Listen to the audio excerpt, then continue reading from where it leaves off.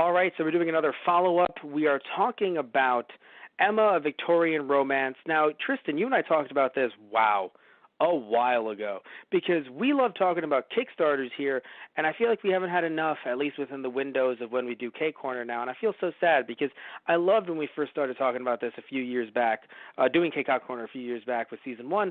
We talked about different Kickstarters and hoping that they would get funded, and I never took credit for the Kickstarters being funded, but I always took credit. Now, in this case, I believe this one was really close to being funded irregardless. It was actual, and here's the thing, too. Like we mentioned last time, again, a while ago, if you guys need an update, it was not that they were saying, hey, we need the license to be funded, because that's usually a big no-no. It was, hey, can we get the dub funded, which seems to be okay, because no Japanese company has called out a U.S. company on this yet, and Funimation even did that for the license rescue of Vision of Escaflowne. So, no company's been called out, so that seems to be okay with Japanese companies, but getting the license money crowdfunded, not good. You can't do that. Anyway, so we have a few interesting casting decisions. So a character by the name of, let me see here, character by the name of literally just Al. Is it just Al? It's just Al. I should also note, I have not seen Emma A Victorian Romance. It does not seem like a show that would interest me. Well, here's the thing. If I had to purchase, if you told me, Matt, purchase this, I'd say, I don't think so. But if you told me, Matt, watch this on a streaming service, you give them ad revenue, but you don't need to subscribe to watch it, I'd love to give it a shot.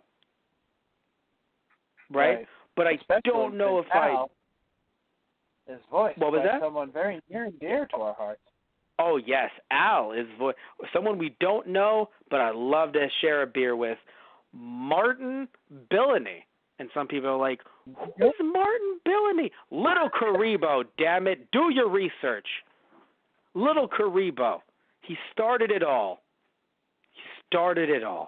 So anyway, seriously, though, I'm extremely happy that he's getting work. And I think the reason why is because you just hope that when you are someone who does stuff like this, dumb shit like this on the internet, I'm not calling what he does dumb, but what I'm calling what we do dumb. Dumb shit on the internet, you do funny little voiceover stuff. We've done some of that over at our on our Teacher Productions YouTube channel, something called Dub Smack. When you do dumb stuff like that, you just hope that it A, catches on, B, people like it, and C, you could refine yourself, your voice acting abilities, and maybe put that to the test someday. And the fact that he is able to get this kind of work, and also, by the way, too, as far as I've seen, stayed clear of a bunch of controversies. I mean, he's huge on YouTube. Haven't heard one inkling of a bad thing about him. Like, apparently it's just not that hard to, not film a dead body. And it's super easy. He hasn't done it. Fucking shit.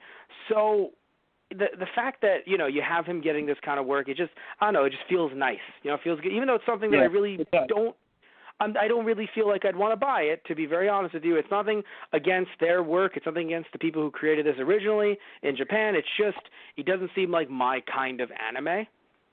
Right, yeah.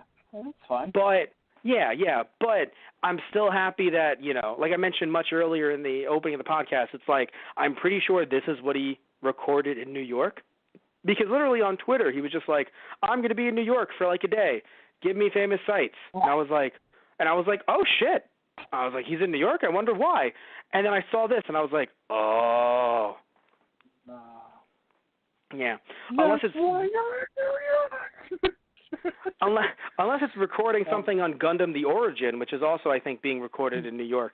I don't know what else he would be doing. Like, I'm wondering. I'm like, what anime would he be, like, because I'm assuming it's, some kind of business. I was like, is it like a video game thing? Is there like a convention that I don't know about? There's a lot of conventions I don't know about. Is that what's going on? And then I just see this, and it just clicked. So either way, super happy to hear this. I hope, because like he's talked about some of his mental health stuff online as well, and as people who suffer from stuff like that, it's also inspirational as well to see him work with that and all of that stuff. So it's just very like it just feels cool. it's cool. It's nice, It's again like it's someone who has put his work in, and also because he's put that type of work in, even if he had, even if he was somehow he got $1 million, right? Which look, this Yu-Gi-Oh! Abridged did not make him that type of money. But let's say that somehow he got $1 million, right? He would probably be blacklisted from being able to actually, let's say he wanted to license an anime and have his own studio like that. Probably would be blacklisted. Got to be real with you, right? Right. But here's the thing, though. But again, though, even though in that case he's not, connected to the companies, he can't actually pay any money to officially license his parody of Yu-Gi-Oh! Abridged as an actual official abridged type series. Can't do that. That'll never happen. But you know what? Yeah. He can still use his vocal talents to his advantage. Something that he's worked on for a very long time. But that's what's amazing about this, is that it's still able to kind of convert this into doing something that they love. I say they because I'm also thinking of as well Team 4-Star, who recently worked on the Hell's dub, which was a movie that from 2008 that I think was released sub-only at one point, and now it's getting dub as well. I was like, oh, wow, it's kind of awesome. So I'm very, very happy to see that. It's something that I just didn't expect, because I knew the Emma thing was going to, knew the anime was going to get dubbed, obviously. We talked about it, and we talked about it doing very, very well and different updates on that story, but I never thought he would be a part of this. And even though he definitely should be, because he's not putting on a fake accent. He is British. Right. Yeah, exactly. So, no, that's what's perfect, because, if you told me, Matt, do a British accent, and I was like, how many people live there? Who am I pissing off? Give me the population density. I know how bad my accent is going to be. How many people aren't going to like it? I just need to know. And so, in this case, it's it's funny, too, looking at his character, I'm like, Grandpa! I feel like he's going to do something similar to Seguro. Yeah, right. It's Seguro, right? Was I right about that? I believe so, yeah. Oh, shit. Fuck yes. Maybe. I activate. Fuck you, I'm right. Oh, that's beautiful. I really hope that was his name. Anyway, either way, though, no, we're gushing about him, not just because, to be fair, Jesus Christ, we've been following him as Little Karibo since we were in high school. We're 26 now. Yeah, Putting that, let's put that existential crisis aside. No, Solomon. God damn it. Who the fuck is Seguro? Who the fuck is anything close to that? I don't know. Fuck! Your mother plays card games in hell. Fuck, wait, I could be wrong. No, fuck you. Grandpa. Just start cycling through voices. No, you're right. I'm a dumbass. That's the dub. Sugoroku is, that is his Japanese name. Right. God damn it. I just hear Bobby Roode's... I hear Bobby Roode's theme. I hear glorious. I won't give in. No, I just... In the morning, Tristan will be a dumbass. Wait a minute, are you calling yourself a dumbass, or... Shut up, Taya. You know what? Look, I'm just saying, Tristan. No, honestly, though, I got to be real with you. I don't know how the fuck I was right. Maybe it's because I read the manga? Did you say you've activated my strap card? Or trap card? No, my trap card. What the fuck? No, because there was that clip. You remember Bandit Keith in the dub? The gun was erased?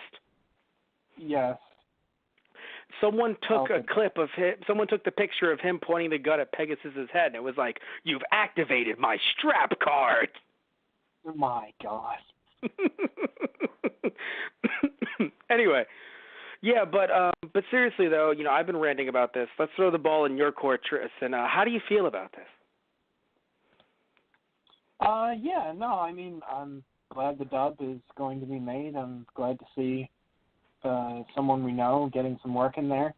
Probably not my cup of tea for an anime as well. Not trying to make a joke out of that. But I hope it does well. I hope for people who do enjoy the series, if you give the dub a chance, it would warm my heart. Yeah, I mean, another thing too that we should mention as well is that it kind of shows you that, and I know technically the disc isn't out just yet because obviously they're announcing this stuff and everything, but it still shows you that when it comes to at least the anime side of Kickstarter, it doesn't seem like it is as filled with problematic campaigns compared to the video game side of Kickstarter. Right. I'm not going to shit on this. I'm not going to get into this. I'm not going to get into that whole can of worms. I'm just saying that there definitely are a lot of people. If you ask someone who's really into video games, be they retro, current, whatever it is, if you ask them about Kickstarter, they'd be like, "Oh, that's a bad place. Kickstarter is the worst. If you're on Kickstarter, I don't even want to try." And it's really interesting when you look at like the manga and the anime side, how things actually flourish on there. Yeah. So I'm just bringing it up only because it's not all bad on Kickstarter from the looks of it. You know, we've had other dubs funded through there, like Aria, the animation. It was Aria, the animation, Vision of Escaflowne. I believe, there was some, Skip Beat was funded through there. Right. Interesting stuff, usually niche, other than Vision of Escaflowne, which aired on Fox Kids back in the day, but usually niche. But still, it's just, a lot of older stuff that got re-picked up, relicensed, like Riding Bean, that, got like Blu-rays and stuff like that. Very interesting stuff. But either way, they still get funded and they get put out, and that's really cool, is my point. So, and some manga as well that I can't think of off the top of my head. So, yeah, no, Kickstarter isn't all bad. And also, we mentioned this a while ago, but just to refresh the memories here, if you guys haven't read the article just yet, the animes coming out in the U.S. on Blu-ray never came out on Blu-ray in Japan. Huh. Well, here's the thing. One of two things. At the time when we talked about it, I was wondering if it got a remaster that maybe the Japanese didn't get because maybe they were sent the raw files and they put it through their own remastering, kind of like Funimation did for the level sets of DBZ. That's one option. Right. The second is that it's SD on Blu-ray, which is something we've seen before. At the time, we didn't know too much about it, but now we've seen it, and if you don't remember it, Tristan, SD on Blu-ray it's DVD quality, but to save space, it's on a Blu-ray. Right. So you could get like 26 episodes on 1 to 2 Blu-ray discs, and they're still DVD quality, so they're not Blu-ray quality. They're not, those types of masters, but you save it on 2 discs, and it's cheaper for you, it's cheaper for the publisher, rather than, let's do a 26 to 50 episode set, but only, like, each DVD can only hold up to 7 episodes at most. Right. So think about how many. So that's a lot of, you've seen my Sentai sets. You've seen how large. Right. Yeah, that's 50 episodes usually at most, and it's maybe 52 in some, and it's like 10 discs. So if that was SD on Blu-ray, yes, I could only play that on my PS4 or Blu-ray player, but it would probably only be like 2 discs, maybe 3. Right, yeah. Yeah, that's the big difference. Where you've seen the Garo Blu-rays, where those are true HD, but for 13 episodes on one Blu-ray, it's $26, and each one has like 6 to 7 episodes on it. Yeah.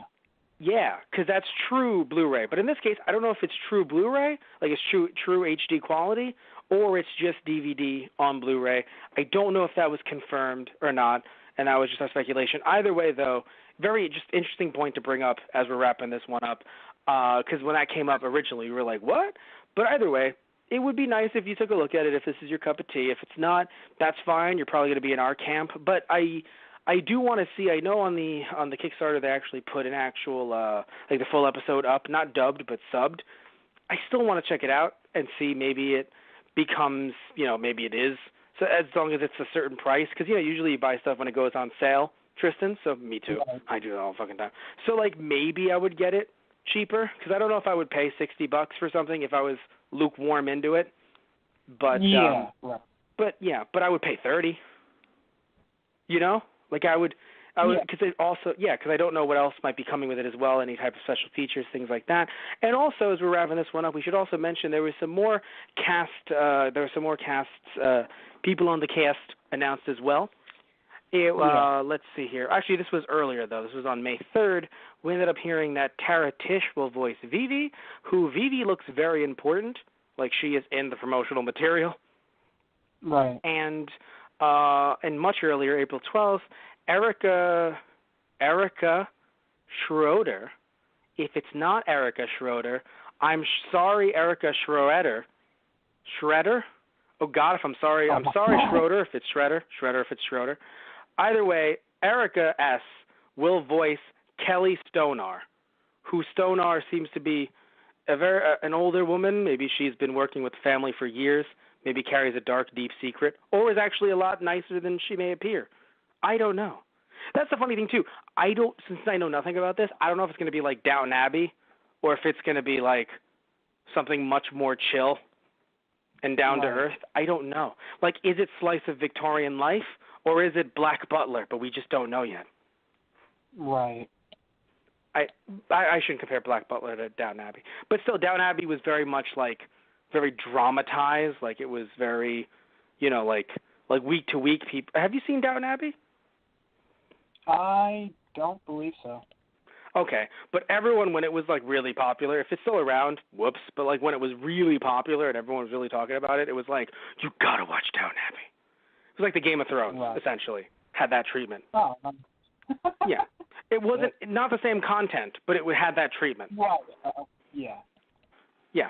But anyway, so either way, I want to hear what you guys think about all of this down below, all the casting decisions, what you think about Emma A Victorian Romance, what you think about Lil Crevo getting some work. Whoop, whoop.